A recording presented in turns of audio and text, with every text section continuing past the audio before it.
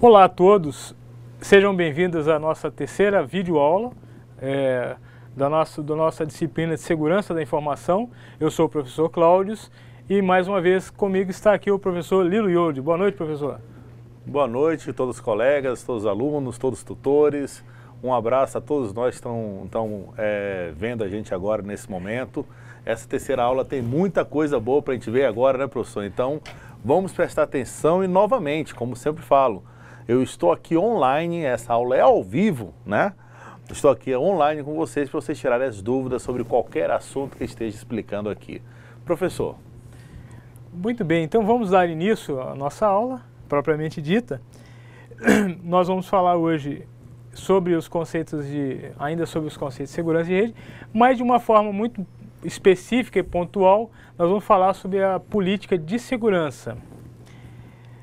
Bom, os objetivos da nossa aula de hoje são os seguintes: entender a política de segurança da informação, como que ela funciona, reconhecer as características de uma política de segurança de informação, identificar uma política de uso aceitável, quer dizer, nós vamos ver como é que se elabora um plano de política de segurança da informação de maneira que ele possa realmente ser utilizado. Reconhecer um plano de contingência. O que é contingência? Contingência é quando algo não vai bem, não dá certo, é o que nós poderíamos chamar de plano B. Plano B. Não é, professor? A gente já falou bastante coisa sobre política, né? De como montar um plano de segurança, uma política de segurança dentro da sua empresa, só que agora a gente vai dar especificidades, né? Verdade. A gente vai entrar em detalhes para você poder, por exemplo, falar com onde você trabalha, ou então se você for dono de uma empresa, como eu poderia montar esse plano, né? Criar essa política. Realmente, verdade. Então hoje nós vamos dar, não é a receita de bolo, mas nós vamos dar os instrumentais para que realmente as diretrizes sobre como se elaborar um plano de política de segurança da informação. E o plano de recuperação de desastre. Quando se fala em desastre, é uma palavra realmente um pouco forte, né? Mas é que muitas vezes, realmente, quando ocorrem incidentes de segurança da informação, é usada essa palavra para designar esse incidente, que muitas vezes realmente pode trazer um prejuízo muito grande para as organizações. Então é usada essa palavra desastre, mas se refere a tudo aquilo que acontece quando ocorre um incidente de segurança de informação. Então vamos lá. Política de segurança da informação. Desde o início, desde as nossas primeiras aulas, nós estamos vendo a questão a nossa disciplina é a segurança da informação. Então, nós já falamos que a informação é um ativo, não é? É algo que tem valor dentro da empresa, a informação.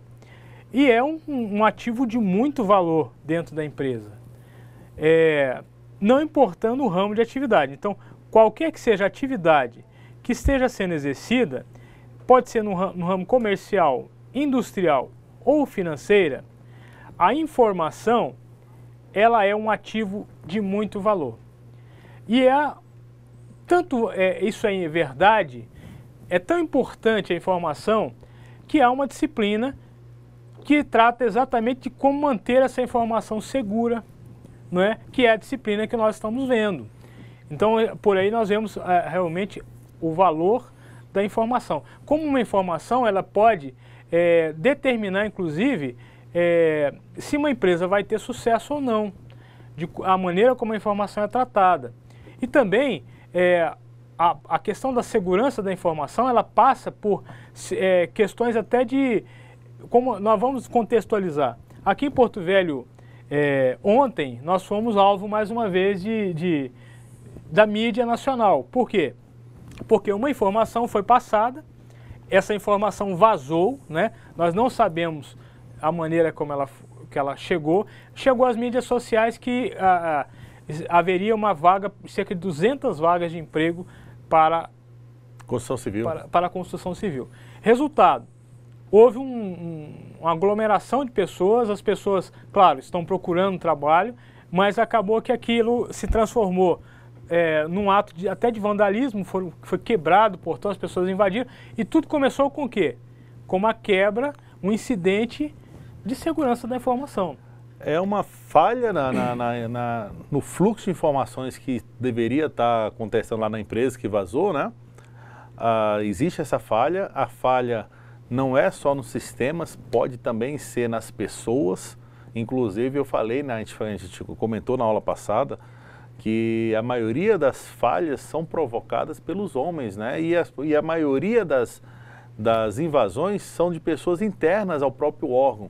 Ali foi uma falha interna, né, que acabou sendo vazada essa informação, quer dizer, talvez não tenha uma política de segurança, uma política de gerenciamento dessa informação, o fluxo dessa informação bem definida.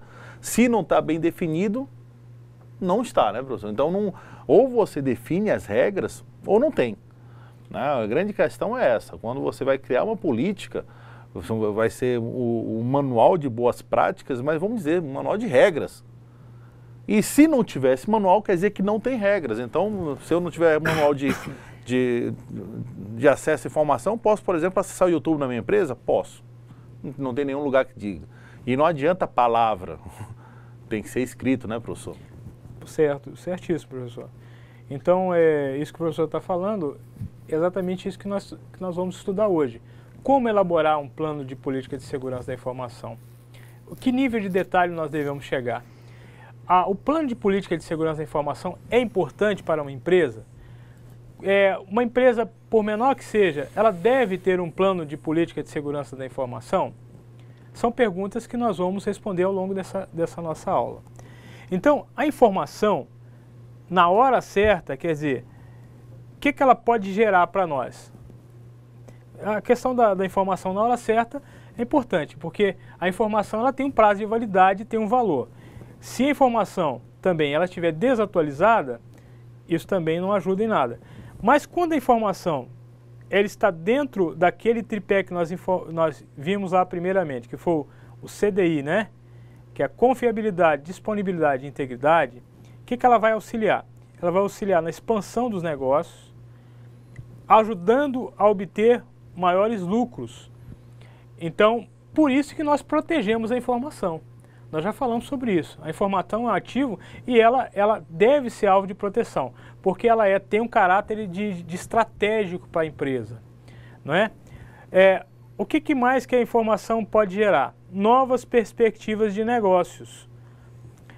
Então, às vezes, não se tem realmente a dimensão do que a informação ela pode gerar.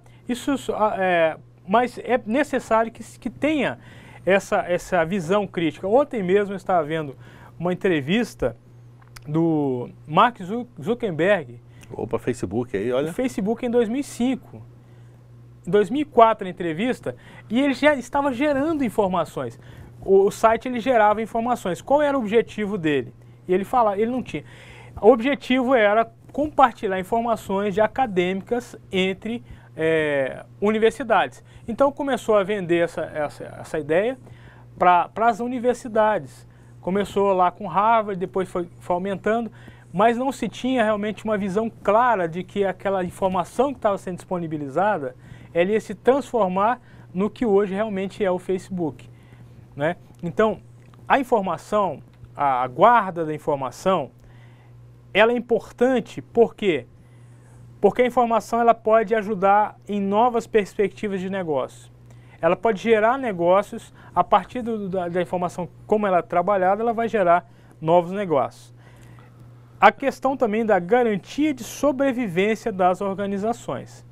Nós já citamos exemplos em que a informação ela tem um caráter tão crítico que se aquela informação ela for vazada, não é, ela pode até destruir um negócio. Professor, é tão importante isso aí, gente, isso é tão importante a questão da informação, que tem áreas específicas da TI, da tecnologia de informação, que trata sobre o gerenciamento dessa informação. Por exemplo, sistemas de informação gerencial, né? Que são vários sistemas que gerenciam a sua informação. ou sistemas de apoio à decisão, que são sistemas que analisam as informações que foram criadas na sua empresa ou externamente à sua empresa e tenta gerar dados, ou quer dizer, mais informações, né? Uma análise, inclusive, daquelas informações que a gente começou a falar na primeira aula lá, para dar apoio justamente a esse crescimento, a expansão, a novos negócios e evitar que você seja engolido por outras empresas do mesmo ramo. Então a informação hoje, o gerenciamento dela, a segurança dela é primordial para as empresas. Não tem como a gente sair disso agora, né? No mundo que nós estamos vivendo aí, de tanta informação que estão sendo gerada, né, professor? É verdade.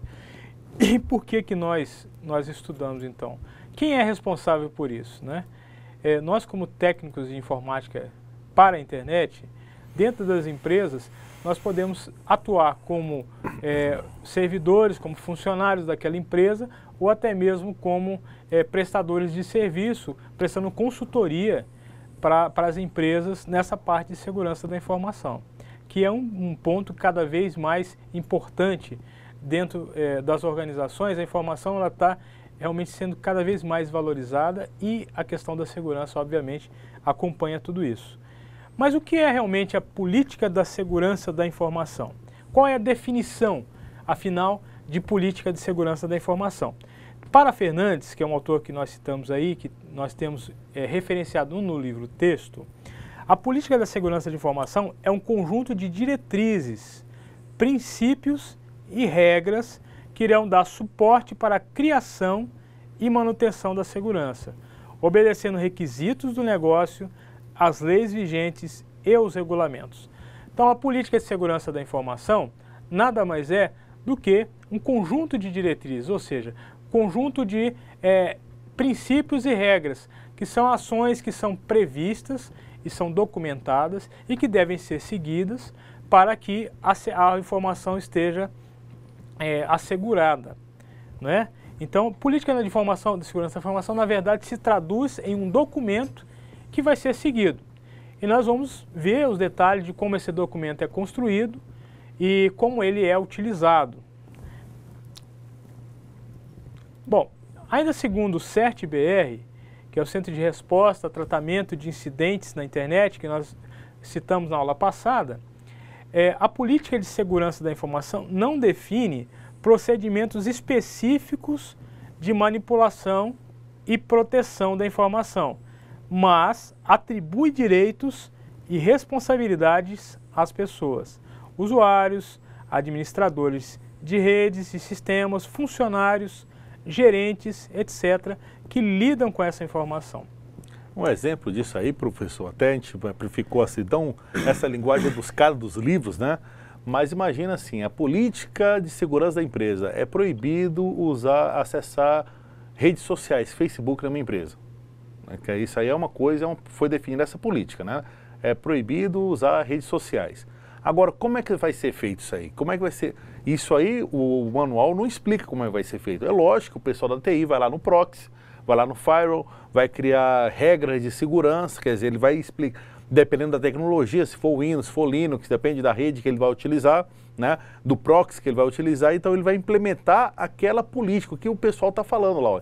Não pode ser acessado redes sociais dentro da nossa empresa, né? Então, isso aí é a política. Agora, como ele vai fazer, como é que ele vai implantar essa política, é uma outra área e vai ser na área específica, seja no recursos humanos, seja na informática, seja no setor mais operacional da empresa, né, professor? Positivo, muito bem. Então a política, como o professor disse, ela não define, ela não especifica a forma como vai ser operacionalizada essa segurança, mas ela define as regras que precisam ser atendidas. Então o setor responsável que vai implementar essa política é que vai então definir a melhor maneira de atender aquele requisito de política de segurança da informação. Então, para criar uma política de segurança, como é que nós criamos uma política de segurança? Então o CERT-BR sugere fazer algumas coisas. Primeiro, levantamento da informação a ser protegida.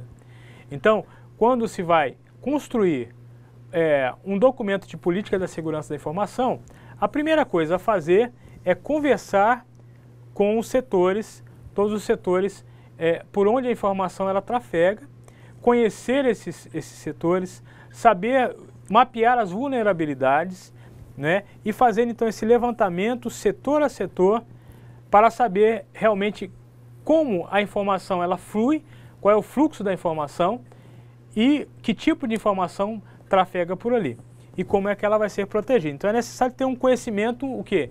Geral de como a informação ela flui dentro da empresa. Análise de risco para diagnosticar onde aplicar a proteção a partir de quê? Das ameaças e vulnerabilidades. Então, a partir do momento que foi feito o levantamento da informação que vai ser protegida, é feita uma análise de risco. Nós vimos o que é risco, os riscos, ameaças, né? Para que possa ser diagnosticada onde aplicar. Então, diagnosticar e verificar os gargalos de segurança da informação, onde podem haver as brechas de segurança da informação. E a partir daí, verificar quais são as ameaças e vulnerabilidades, para que a política de segurança da informação possa fechar essas brechas.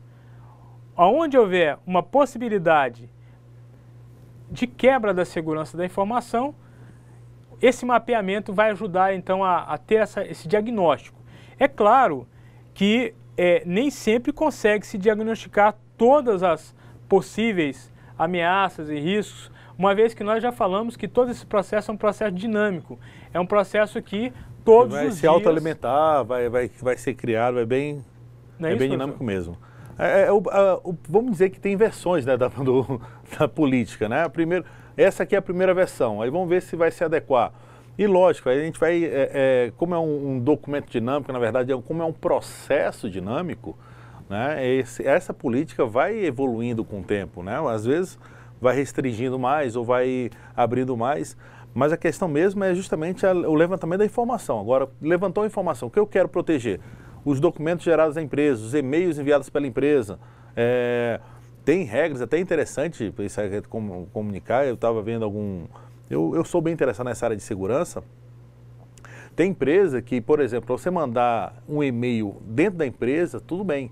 Mas se você for mandar um e-mail para fora da empresa, por exemplo, um e-mail que não é da empresa, cria-se todo um protocolo, desde da revisão do texto, para ver se a pessoa que está escrevendo o texto não é um texto coloquial, para revisão, para depois encaminhar efetivamente para fora. Tem toda essa política. Por exemplo, eu quero todo documento gerado dentro da minha empresa, por exemplo, aquele documento do Word, por exemplo. Já começa a falar, não vou poder gravar no pendrive, quer dizer, o documento obrigatoriamente tem que estar dentro da empresa. Aí como é que eu vou evitar para esse documento? Se alguém conseguir mandar esse documento via e-mail, não pode, você já começa a colocar as políticas, quer dizer, política não, as regras, você pode abrir ou fechar. Tem maneiras, né, a gente pode até discutir isso depois, de como você proteger o documento ou qualquer informação gerada dentro da sua empresa. Tem uma tecnologia nova, professor, nos pacotes de produtividade aí. Por exemplo, você tem um documento do Word que abre na sua empresa. Se você pegar, por algum motivo, você conseguir copiar aquele documento no pendrive e levar para um outro computador que não está dentro da empresa, aquele documento não abre.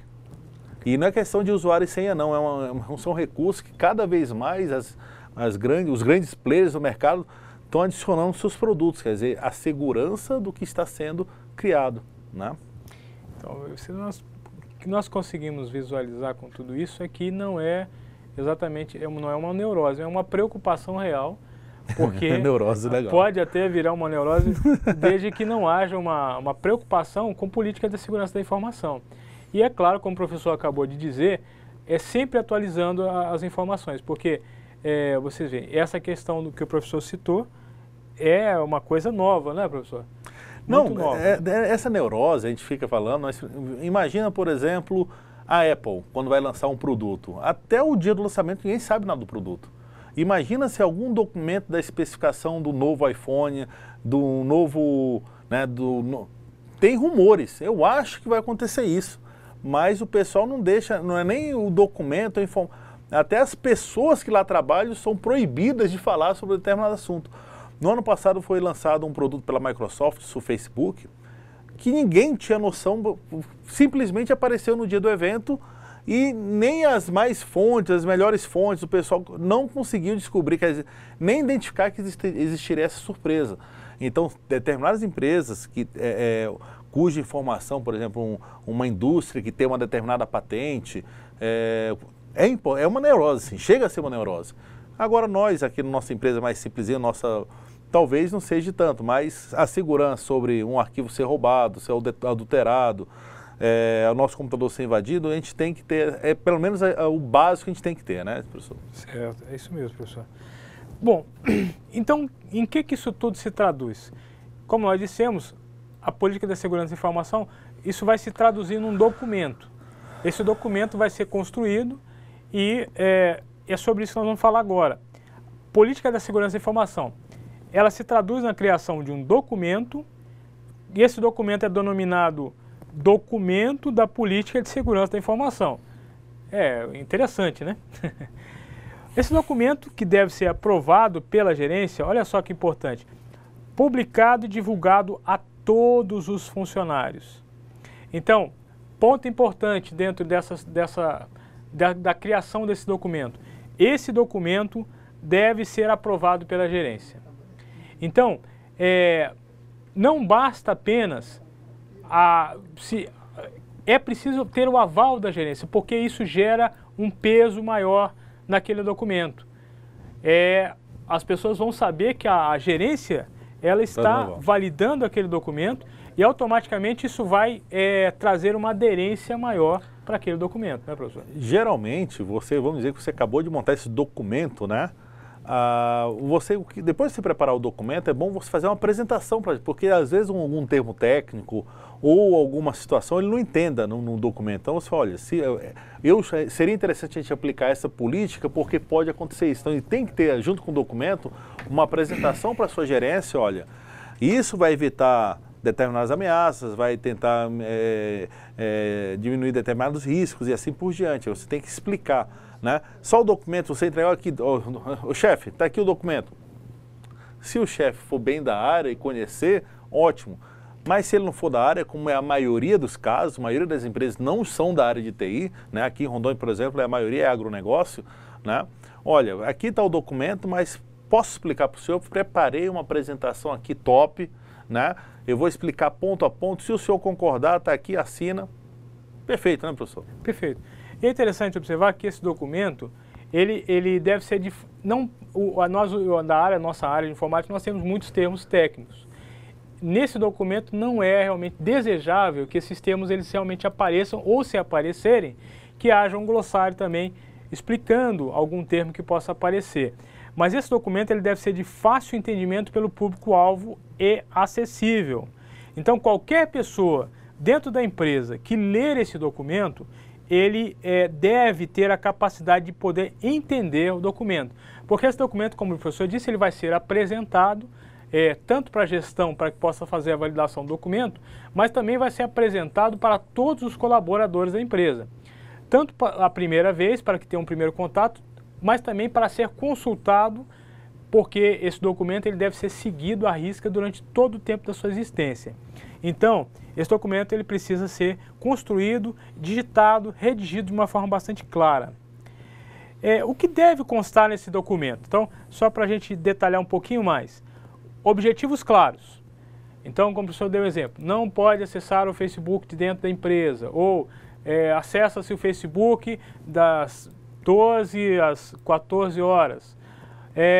Então, todas as regras que possam gerar problemas de segurança da informação, os objetivos a serem alcançados, eles têm que ser claros, né? O texto da gerência, mais uma vez, endossando a importância e os princípios da segurança da informação. Então, é desejável que as pessoas realmente tenham um conhecimento do que é a política da segurança da informação, por que está se fazendo esse documento, por que ele deve ser seguido, né? Essas informações devem ser passadas de forma muito clara para todos os colaboradores.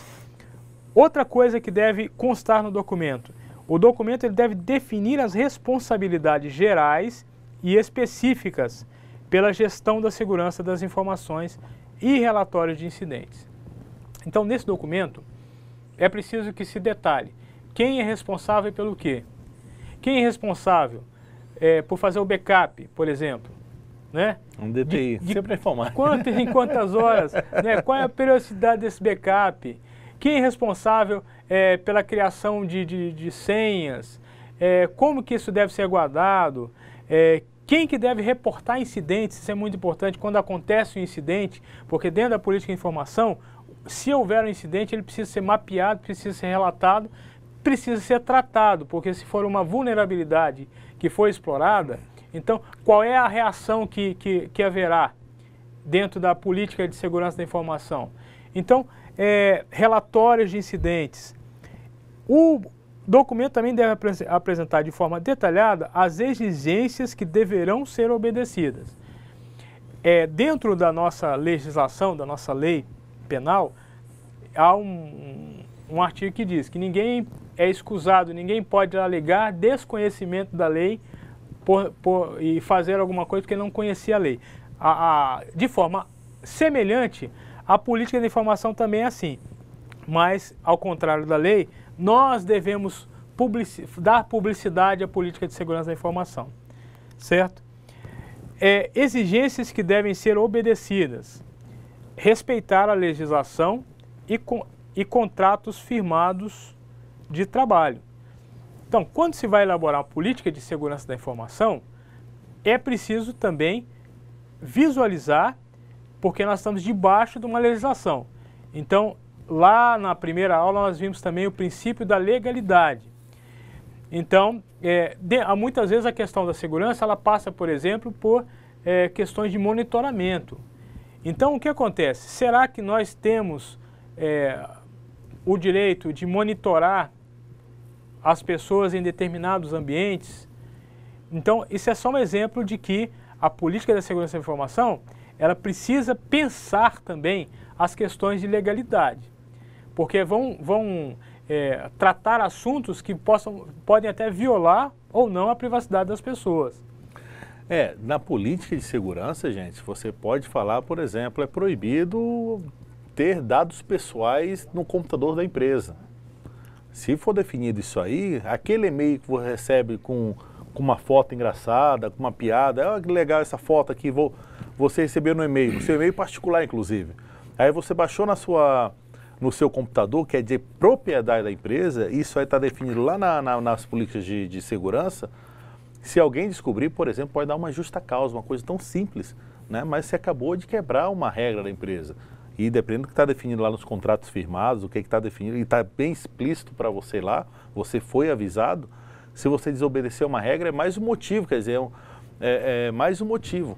E às vezes tem empresa, não estou falando que acontece aí, mas eu já soube de alguns casos, mas até uso de má fé, sabe que existe uma política de segurança, o funcionário conhece essa política de segurança, mas acaba abrindo uma porta para o usuário, por exemplo, no meio do trabalho acessar o YouTube ou jogar um Counter-Strike lá no meio, aí só para o empregador, olha, já queria demitir aquele funcionário, só que agora não vai demitir, né, pagando, vai demitir com justa causa, e ainda tem hoje na rede, a gente consegue descobrir tudo que está instalado, tudo que está sendo feito, tudo que está sendo baixado.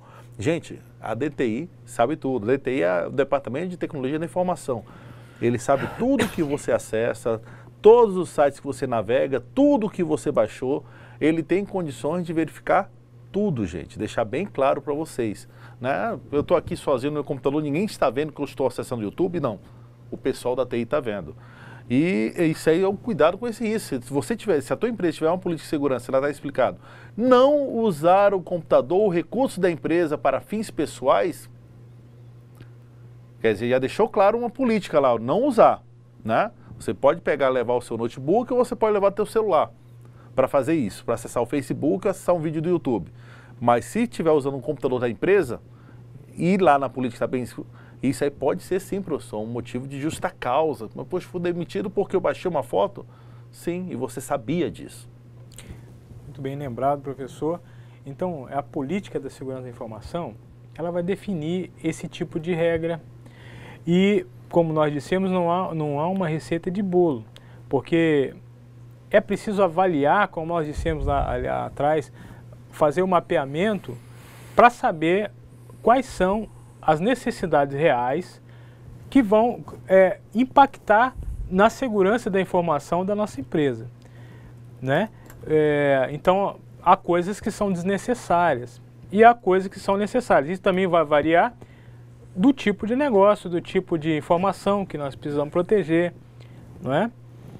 Bom, outra exigência que deve ser obedecida é apresentar as consequências e ou punições que sofrerão caso sejam violadas as políticas de segurança da informação. É o que o professor acabou de falar, né? Não basta apenas ter um documento dizendo o que pode e o que não pode fazer. O documento também ele precisa apresentar, caso não sejam cumpridas as regras que ali estão, qual que será a punição?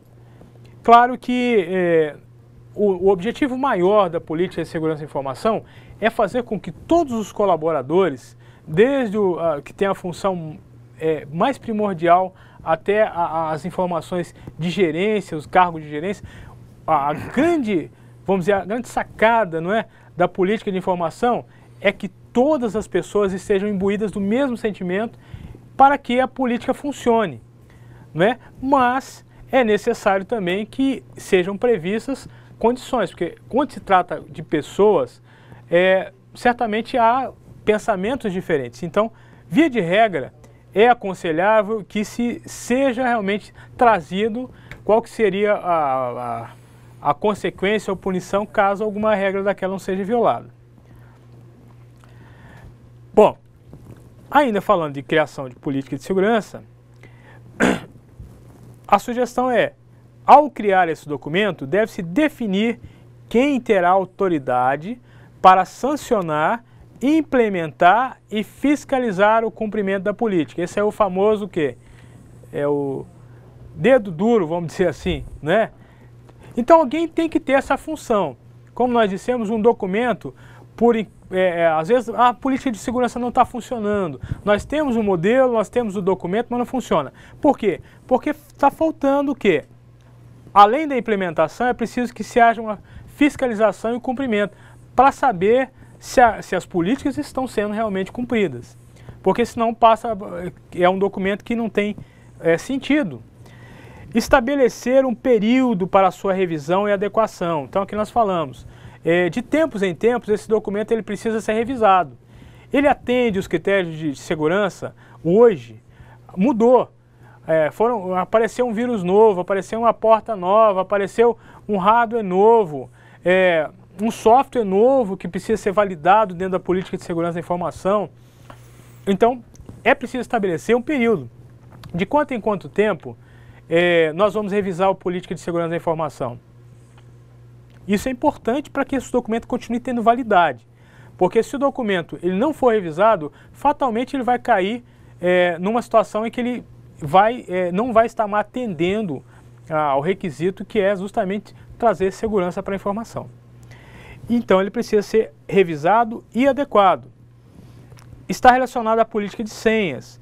Então, por incrível que pareça, um dos maiores gargalos dentro de política de segurança da informação exatamente está relacionado com a questão de senhas, política de senhas, de acesso de usuários, de grupos, etc.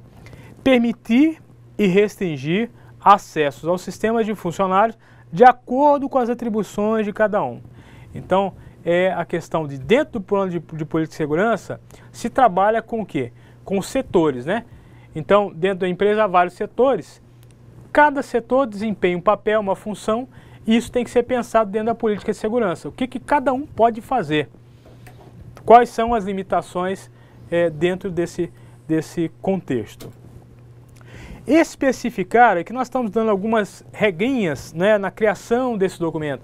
Então, o que? Especificar claramente os direitos, o que a pessoa pode fazer e as responsabilidades dos usuários do provedor de recursos.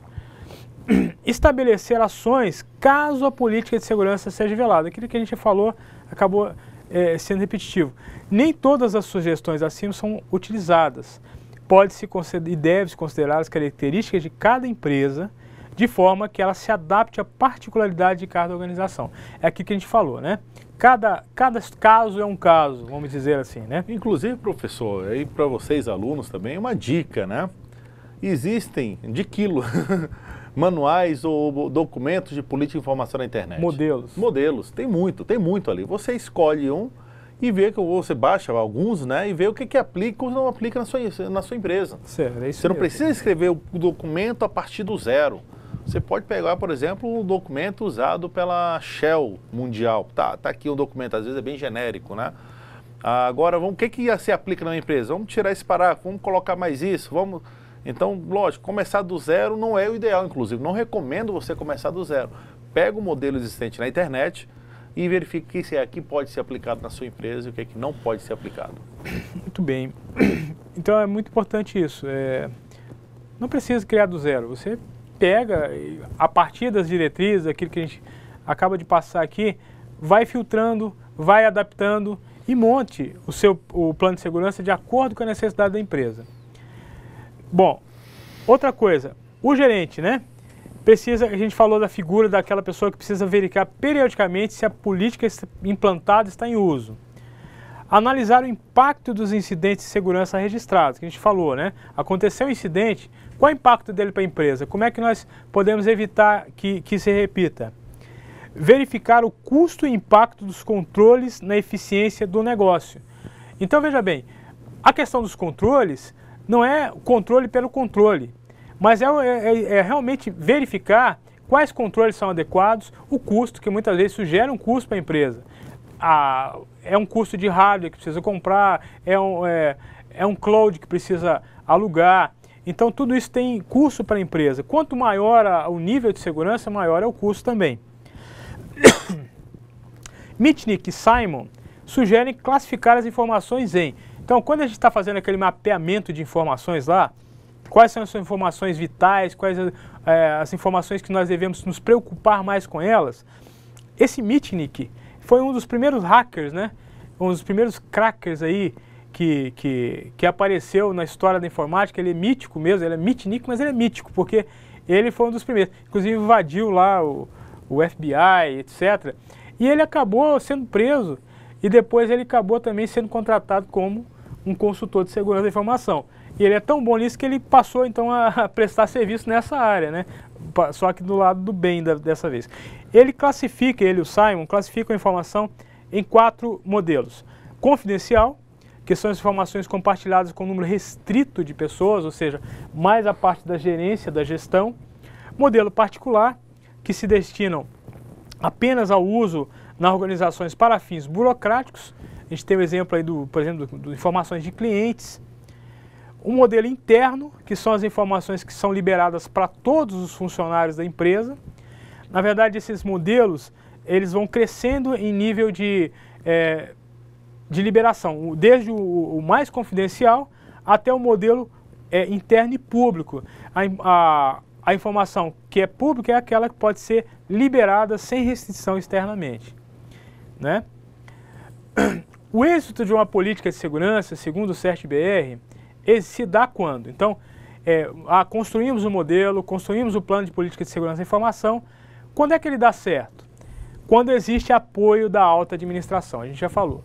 Se não houver apoio da alta administração, as pessoas simplesmente vão tender a não seguir os planos de política de segurança da informação. É preciso que a alta administração ela esteja ciente e possa apoiar realmente a execução desse plano. Quando ela dá certo também, quando ele envolve todos os recursos tecnológicos e de informação. Então, tudo que é possível adotar em termos de recurso tecnológico, de informação, que seja útil para proteger a informação, nós devemos lançar mão desses recursos.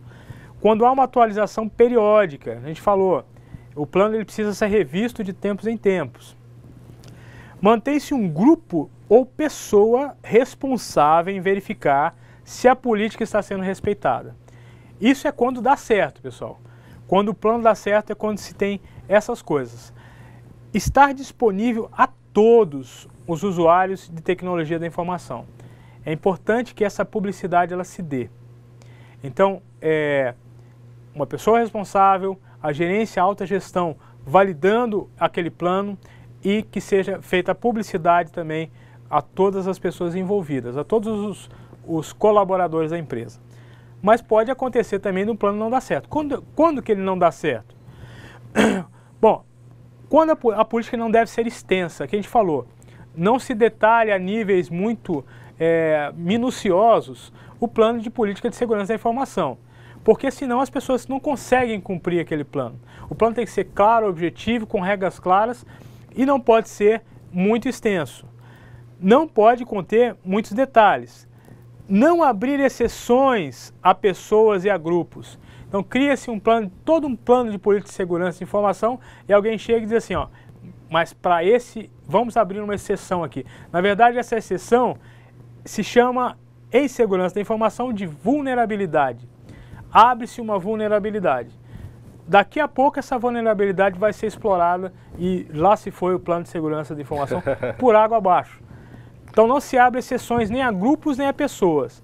Normalmente quem impede isso também é o mesmo cara que dá a ordem, que é o gestor, normalmente ele é um ator que faz isso. É proibido o YouTube na empresa, mas para aquele amigo você libera, né? Ele está liberado.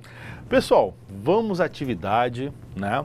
Agora vocês vão se reunir em grupos aí de 4 pessoas, pelo menos, e vão discutir tudo que a gente falou aqui, né?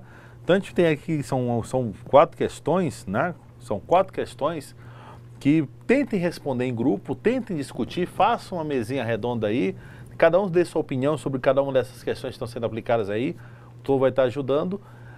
Faça a resposta, tragam aqui pra gente, a gente vai discutir depois do intervalo. Até mais. Até mais, pessoal.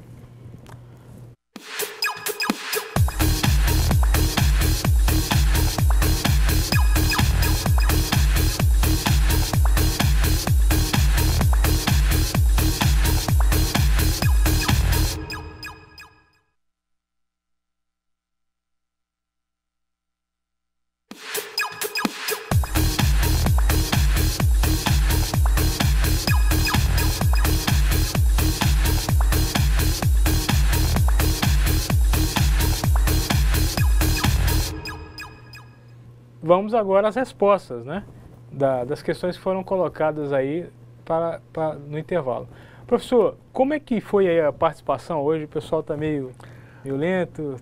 Pessoal, acho que o frio chegou. O frio chegou lá, né? O frio chegou agora aqui e a participação está parada aqui. Poucas pessoas não estão respondendo aqui. Mas o que eu entendo é que, que são bastante questões e as respostas são muito subjetivas, né?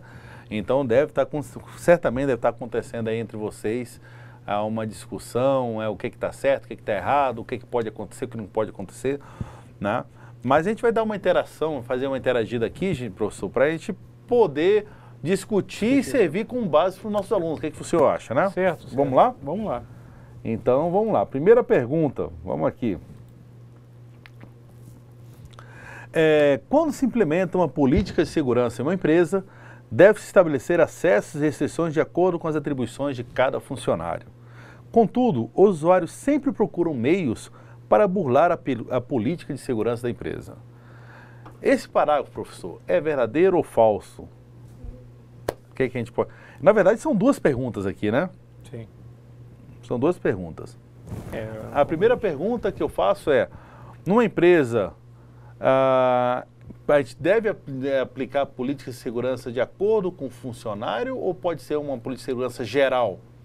Então, a política de segurança ela deve ser aplicada de acordo com o funcionário, porque cada setor tem a sua especificidade, né? A gente pode pensar numa política de segurança geral, né?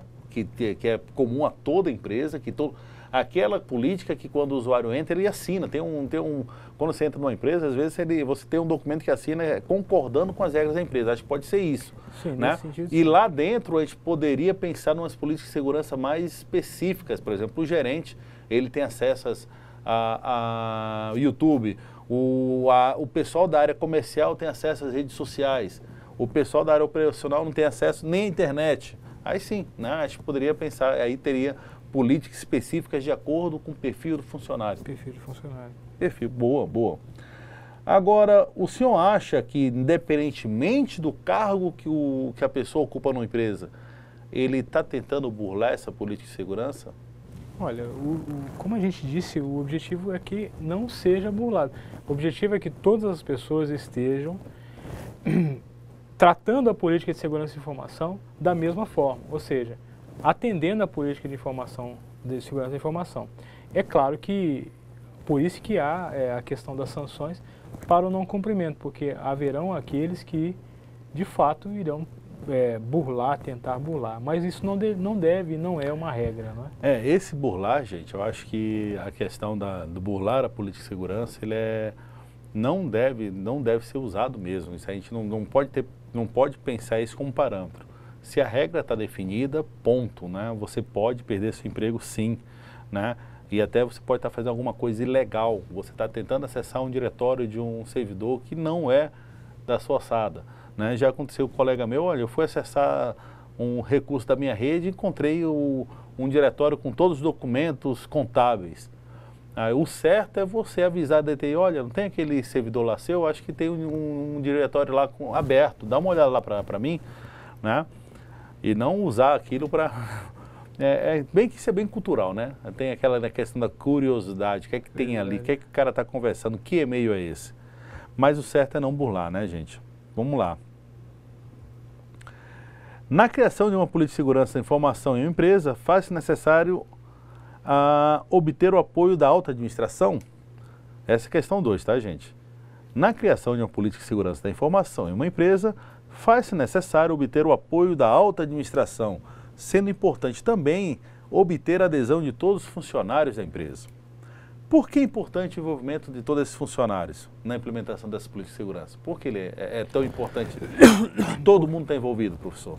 A falha de uma vulnerabilidade, ela pode aparecer exatamente naquela pessoa que não foi envolvida na política de segurança da informação. Então, por isso que todos precisam estar. Porque as vulnerabilidades, elas existem e elas precisam ser mapeadas.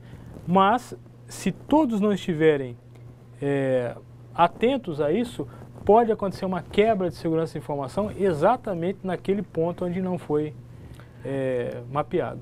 Eu também penso que existe também o ambiente. Eu acho que se você tem uma empresa que alguns atendem a política e outros não, aí fica complicado. Acho que quando você fala em um plano de uma política de segurança da informação, talvez o início seja meio conturbado. Será que, poxa, estão criando regras, a gente já tem trabalho demais para ter essa burocracia e assim por diante.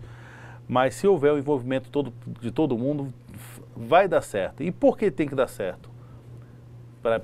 Pelo ativo, né? Pela segurança, é o negócio da empresa, né? Então a gente precisa que a política de segurança, quando a gente vai aplicar, né, tenha o envolvimento de todo mundo para que dê certo, tem que dar certo. Esse aspecto é importante, na verdade, porque é aquele negócio, por que existe uma política, por que existe uma regra para fulano e não existe para ciclano?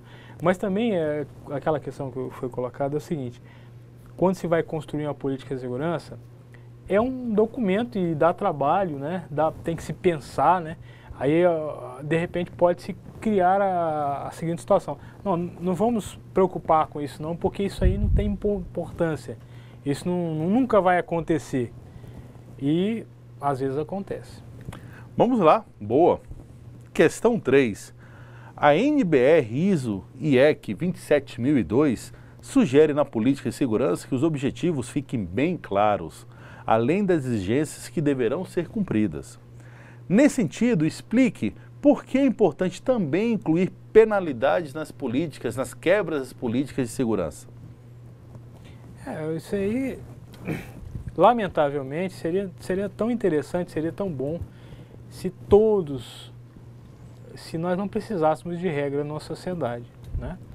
Mas, infelizmente, é necessário. Então, é fato que se não houver uma penalidade, as pessoas simplesmente não vão cumprir. E essa é a única razão pela qual realmente é necessário que hajam sanções previstas. É questão também até legal, né? Porque se, por exemplo, você quebra uma política, né? Se na empresa não tem uma regra clara dizendo o que vai acontecer para você, se ela for aplicar qualquer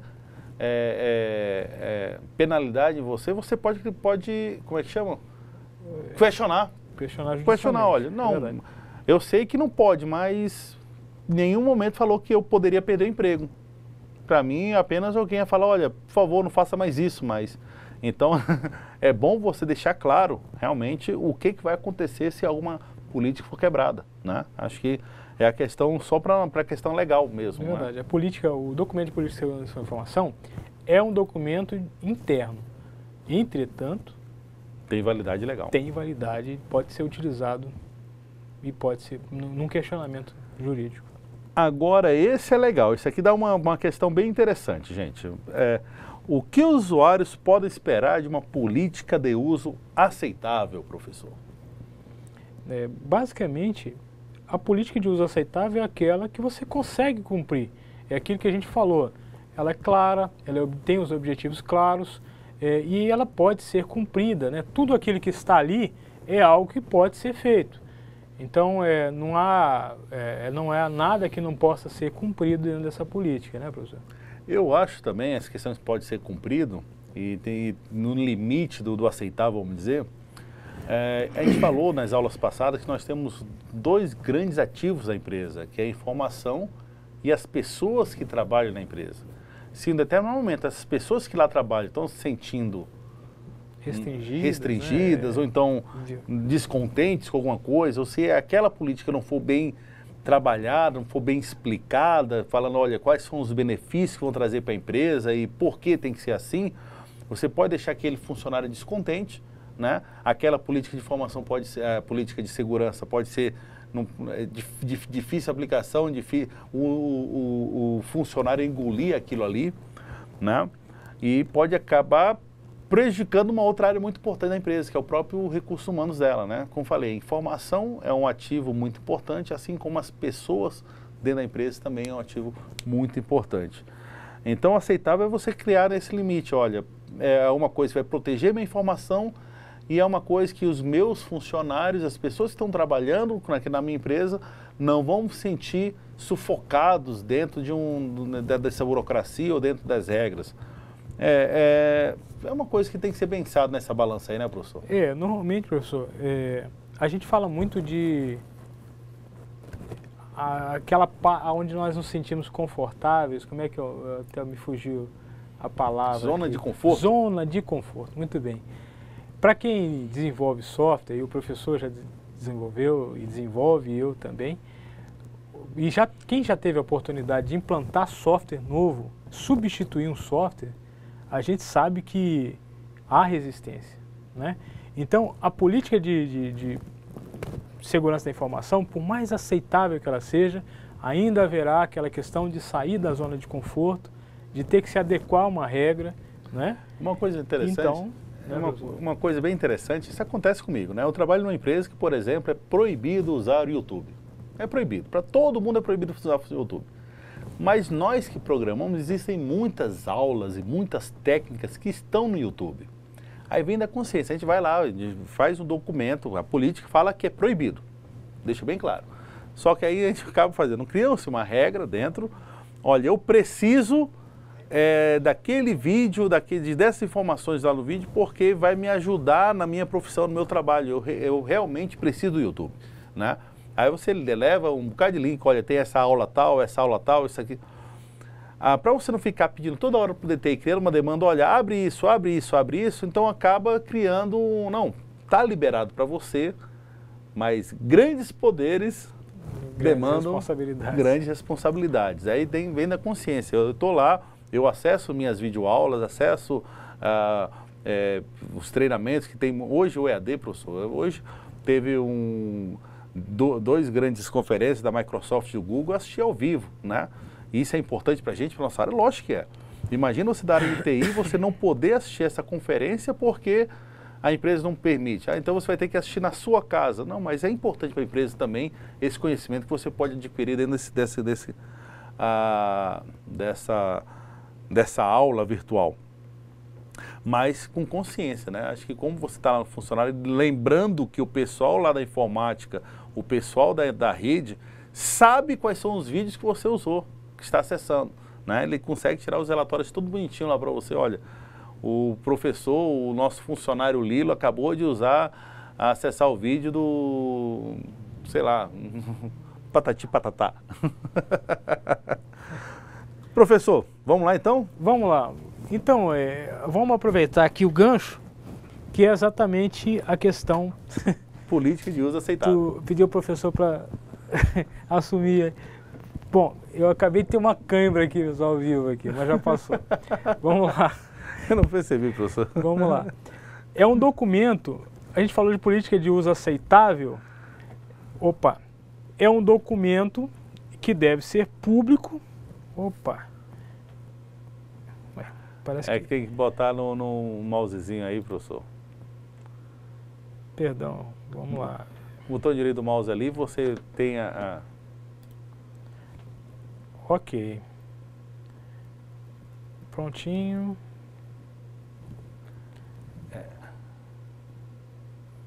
Agora sim, vamos lá. É um documento que deve ser público e ficar à disposição dos que utilizam a infraestrutura computacional de uma organização.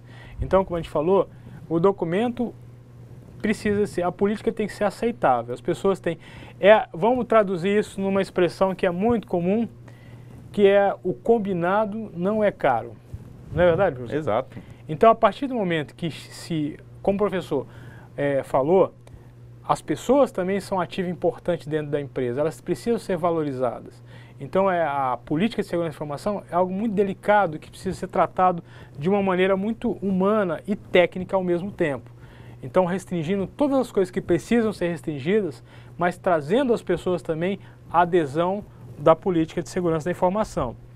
Então, deve ser acordada, quer dizer, deve haver um acordo formal entre as partes com os recursos que devem ser utilizados. Bom, agora vamos falar sobre um ponto importante, que é o plano de contingência. O que é o plano de contingência? Dentro do plano de política de segurança da informação deve haver o plano de contingência também, que é exatamente o que fazer quando as coisas não dão certo. É a definição das responsabilidades em uma organização em caso de emergência. Aconteceu um incidente, uma vulnerabilidade foi explorada, aconteceu um problema. Quais são as pessoas que são responsáveis por fazer com que tudo volte a normal? Então é preciso que atribua a responsabilidade. Quem é responsável pelo quê, quando acontecer o acidente, para que tudo volte ao normal, para que a empresa continue operando de maneira normal. Que é exatamente as pessoas que vão tomar as ações necessárias para controlar as ocorrências anormais. O plano de contingência, ele na realidade é um plano de continuidade de negócios ou de recuperação de desastres. Ele descreve as medidas a serem tomadas para fazer com que os processos vitais de uma empresa voltem a funcionar plenamente ou num estado minimamente aceitável o mais rápido possível. Então vejam bem, o plano de contingência ele tem objetivos. Aconteceu um incidente, parou a operação, esse plano ele tem um objetivo. Qual é o objetivo dele? Fazer com que os processos vitais da empresa voltem a funcionar de maneira plena o mais rápido possível, minimizando assim as perdas que possam haver. Vejam, às vezes esse plano ele pode contemplar a questão da volta plena do sistema ou um estado minimamente aceitável. O que significa isso? Não se conseguiu voltar, todos os serviços não voltaram, mas nós vamos pelo menos voltar aos serviços que são essenciais, não é? Então depende do negócio. Quais são os serviços que são essenciais? Precisa voltar primeiro. Tudo isso é feito o mapeamento do plano de contingência. Tem um caso interessante, uma empresa que eu conheço aí, que quando falta luz, né, o banco de dados ele para. E o no break dele sempre dá um probleminha, né, sempre dá um probleminha. E eles passam a manhã inteira tentando retornar o banco, levantar o banco de dados, levantar os serviços de internet, assim por diante. Eu fico imaginando se isso aí fosse uma empresa comercial, como é que seria? Como é que seria? Imagina eu demorar a manhã inteira para levantar um banco de dados, para atender né, o meu cliente, né? Se isso fosse, por exemplo, numa loja de eletrodomésticos, aí o cara querendo emitir uma nota e não pode porque o servidor ainda está subindo. Isso é absurdamente, isso é absurdo. Muito né? bem E acontece colocado. muito isso aí, gente, acontece. Um outro exemplo, para quem mexe com software, por exemplo, de automação comercial, venda, PDV, etc. E hoje as notas são emitidas, é mandado para a Cefaz, né? É retornado um comando lá para poder emitir a nota. Então, para fazer uma venda, se não houver essa comunicação, o mínimo necessário para que possa ser feito pelo menos a venda ali e mais tarde ser transmitida essa informação, então tudo isso precisa ser pensado, e é o plano de contingência. Para implementar um plano de contingência, o que é preciso? Os gestores de negócio devem ser capazes de detectar os pontos primordiais. A gente falou, cada negócio tem os seus pontos primordiais que não podem parar. As suas atividades não podem sofrer paradas. Caso haja paralisações, que resultem em perdas financeiras ou operacionais, o impacto deve ser reduzido. Então, é claro, não há mágica, mas um plano de contingência bem feito, ele vai conseguir minimizar as perdas, trazendo ações. Caso aconteça isso, o que nós vamos fazer? Se a internet cair, o que nós vamos fazer? Né? Se o meu negócio Vamos trabalhar, se a internet cair, vamos trabalhar. Vamos trabalhar. Vamos trabalhar. Se a internet cair, vamos trabalhar. Exatamente. Não, brincadeira, professor. Tem gente que só trabalha com a internet, né, gente? E aí vem o plano de política de segurança da informação e faz com que as pessoas acabem trabalhando com a internet e tudo. Então é uma brincadeira que o professor fez, nós estamos fazendo, que realmente é verdade, né? Até isso precisa ser pensado num plano de segurança da informação. Quanto a empresa perde, por exemplo, de repente por causa de um acesso a Facebook, por exemplo. Não quer dizer, não estou falando que tem que cortar o Facebook. Procrastinação que chama, né, professor? É a procrastinação. Exatamente. Né? É preciso verificar essas coisas. Estratégias de contingência. Então, há algumas estratégias de contingência que são preconizadas dentro da segurança da informação. Hoje em dia se fala muito em quê? Cloud Computing, que é a computação nas nuvens. Dentro desse contexto, nós temos aí Hot Site, Warm Site, Cold Site, realocação de operação, birô de serviços e acordo de reciprocidade. Hot Site, Warm Site e Cold Site são níveis de contingência diferentes. Hot Site o serviço está na nuvem lá e você tem um site igualzinho funcionando do mesmo jeito. É o Hot Site. E você deu um problema em um, ele já pula para o outro e já continua a operação normalmente. O Warm Site é um nível um pouquinho menor, é um site pré-configurado, mas ele não está ativo o tempo todo, não está pronto para ser ativo imediatamente. Ele leva um tempo. O Cold Site a estrutura está pré-configurada, está reservada, mas não está, leva um tempo para ter que subir a aplicação, etc. Uma série de coisas para poder voltar à operação. Como nós falamos, um plano de contingência, ele tem que ser pensado também em termos de custo-benefício. Quanto maior e mais rápida for a recuperação, às vezes mais caro fica. Então é preciso medir. O meu negócio precisa disso? Eu posso esperar um pouquinho? Quanto tempo pode ser esperado? Quantos vai perder se ficar meia hora parado? Né? Então, Hot Site ele entra em ação imediatamente. Caiu lá o servidor, automaticamente lá o serviço de cloud lá já é acionado e entra imediatamente. Exemplo, servidor de dados parar, a tolerância é que volte a funcionar em milissegundos para garantir a disponibilidade do sistema, do serviço. Esse é o Hot. E é claro que ele vai custar mais caro. O Warm Site aplicado a objetos com maior tolerância à paralisação, podendo se sujeitar à indisponibilidade por mais tempo, até o retorno operacional da atividade. Às vezes é uma queda de energia temporária, questão de minutos, até ligar lá o gerador de energia.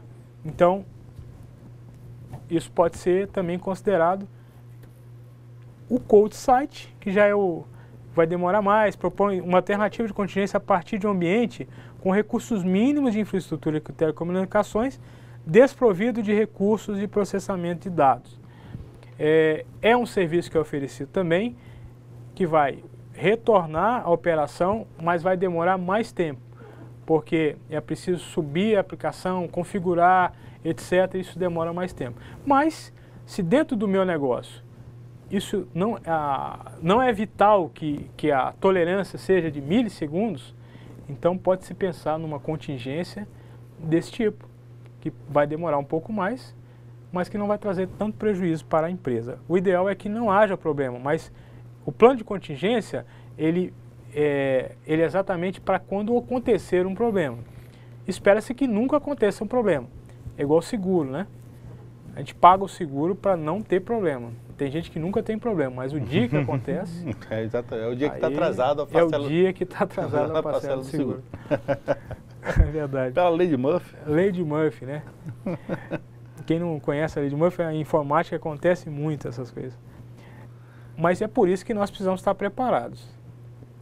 Realocação de operação visa desviar a atividade atingida pelo evento que provocou a quebra da segurança para outro ambiente físico, equipamento ou link pertencentes à mesma empresa.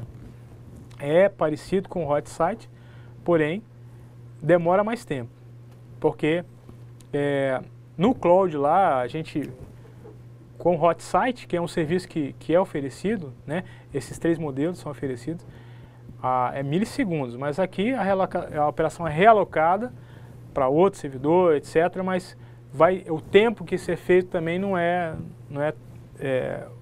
tão pequeno, vai demorar um pouco. Birô de serviços. Então, dentro da estratégia de contingência, alguns negócios podem fazer uso do birô de serviço. O que é o birô de serviço? Ele considera a possibilidade de transferir a operacionalização da atividade atingida para um ambiente terceirizado. Então, é alguém que vai oferecer o mesmo serviço que a empresa oferece, porém terceirizado. Agora, nesse caso, a questão da segurança, ela precisa ser vista com muito cuidado, porque você está transferindo toda a sua operação para o Então, serviço professor, externo. como vê que a referência aí, ele é uma referência de 2008. 2008 não tinha muito termo de cloud computing, né? É verdade. E eu falo para vocês o seguinte, eu não vejo hoje, se eu for um consultor, a primeira coisa que eu falo para qualquer empresa, né, do ramo que não seja especificamente da área de TI, cloud computing é a solução. Em relação à segurança, professor, a segurança é até maior do que as tecnologias on-premise, que a gente chama, que são recursos colocados dentro da empresa, só e somente. E já foi provado, já não é estudos, já é algo, já é fato, realmente, segurança. Nesses birôs de serviço que estão falando mais, ou, na verdade, no cloud computing da sua empresa, botar seus dados, botar seus serviços, disponibilizando tudo na nuvem, é mais negócio. E você vai botar todos os expertise, por exemplo, eu sou uma empresa do governo, por exemplo. Eu não preciso manter um CPD no governo com pessoas técnicas de alta capacidade no governo para manter aquele CPD. Não, eu terceirizo. Além de diminuir bastante o custo, professor, isso aí também tem essa questão de... já tem estudos relacionados a isso, que é diminuir o custo. Ele aumenta muito aquele tripé, né? Confiabilidade, disponibilidade e integridade. Ele realmente aumenta muito. E a nuvem hoje, estamos falando em 2016, né? A nuvem hoje ela está muito, muito evoluída, né? Você tem grandes providers aí, a Amazon, a Microsoft com Azure, a Google, a DigitalOcean, são empresas que eles falam, olha, os seus dados estão mais seguros comigo que com vocês. Nesse fato, para você ter uma ideia, né? E eu concordo, né? Acho que vai de gestor para TI. Acho que se a gente for conversar, bater aqui, tem conheço outros colegas meus que não concordam com o que eu falo, mas eu estou seguindo a tendência do mercado. O mercado está falando que é mais seguro, sim, deixar na nuvem, gente, professor. Verdade. Eu concordo com o professor. Claro que você tem que ver que empresa é essa que tipo de empresa você vai contratar, né? Exato. Não vai contratar uma empresa. Não, essa questão, você não contrata o gerenciamento, você contrata o serviço. O gerenciamento pode ser feito pelo pessoal da empresa mesmo. Você então tem o desenvolvedor da empresa, os dados da empresa, só vai se... A questão apenas é o que serviço, aquele birô de serviço, vai estar alocado em outro lugar. Eu entendo. Quando eu digo a empresa que você vai contratar, é assim, apareceu lá a empresa somoscloud.com.br e você nunca viu essa empresa na sua vida. Ah, tá. E eles vão estar lá com seus dados lá na nuvem deles lá. Então, eu quero dizer assim, há grandes empresas que fornecem serviços que são confiáveis. Então, o que acontece? É preciso fazer um estudo, né? Eu vou contratar quem? A Amazon, a Microsoft. Vou contratar na Microsoft, vou contratar uma outra empresa, e é preciso ter todo esse cuidado, né? Boa, boa. Um bom plano de contingência, então, é aquele plano que é capaz de sustentar a missão da empresa, independentemente de quaisquer intempéries da natureza ou recorrência em seu campo de atuação, fazendo parte, inclusive, do planejamento estratégico. O que a gente falou? Às vezes custa barato, às vezes custa caro, depende do negócio e depende do nível de segurança que você tem. Quando a gente fala quaisquer intempéries da natureza, na realidade, os riscos, as ameaças, as vulnerabilidades, elas são inúmeros. E nem sempre consegue-se, através do plano de política de segurança, mapear tudo. Quando acontece alguma coisa de errado, o plano de contingência deve ser um plano que também possa ser seguido e que possa atender a necessidade da empresa no momento de crise. Plano de recuperação de desastre. Esse aqui não é o contingência, é o desastre. É um plano de ação para que no menor tempo possível possa colocar os processos de negócio em funcionamento depois de um desastre natural ou provocado pelo homem. Um bom plano para recuperação de desastre é uma análise sobre o impacto de perda de dados e interpretação do sistema, verificar se há falta de comunicação entre funcionários, fornecedores e clientes. Identificar os eventos que podem ocasionar possíveis desastres. Gente, claro que ninguém tem uma bola de cristal para poder resolver todos os problemas do mundo. Nós estamos falando de quê? De planos, plano A, né, professor? Plano B, plano C, enfim, aquilo que vai possibilitar que a empresa continue operando da mesma forma, no menor tempo possível e da melhor forma possível. Bom, nós estamos chegando ao final da nossa aula, esperamos que vocês façam atividade de percurso e que na próxima aula todas possam rever aí e continuar vendo mais informações sobre segurança da informação. Professor Lilo. Queria dar um abraço aí para o pessoal do Polo de Paraná que estava até agora com a gente aí, respondendo as questões também. O pessoal do Acre aí com o Cruzeiro do Sul diz que toda hora a conexão está caindo, mas a aula pode ser visualizada depois lá no YouTube. Espero que sua empresa não corte seu YouTube para assistir as nossas aulas. E muito obrigado por mais essa presença, por mais essa companhia e até a próxima aula, gente. Até a próxima aula, pessoal.